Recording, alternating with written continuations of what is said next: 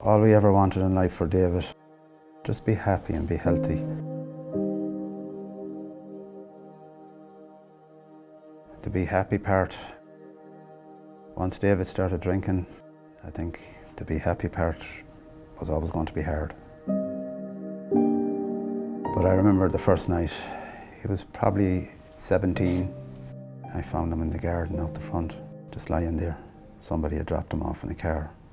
You know, you're kind of hoping, well, it's just a once off, that it's not going to happen again, you know.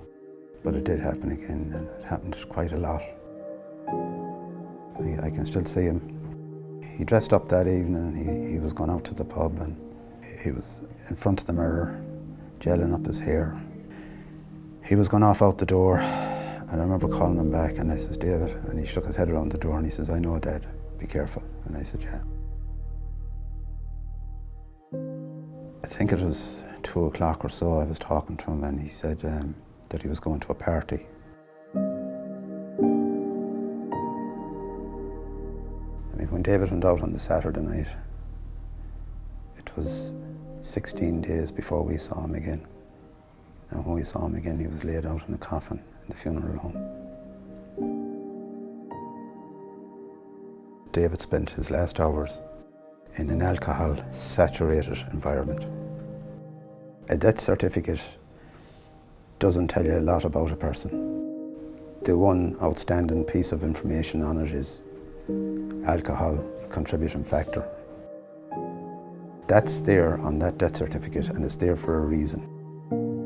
If you have 250 or 300 death certificates every year with that on it, there's no point in putting that information on it if something is not going to be done. I wish that more people would speak up about losing people to alcohol, not only to suicide.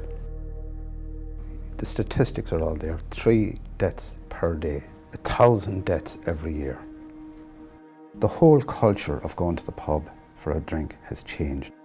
The way the drink is sold, advertised, the availability of it, that has all changed in the last 30 years.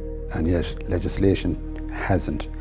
You have a bill there, to me it's a very mild bill, and yet there's such opposition. And at times, some of our legislators like stamping their feet about it.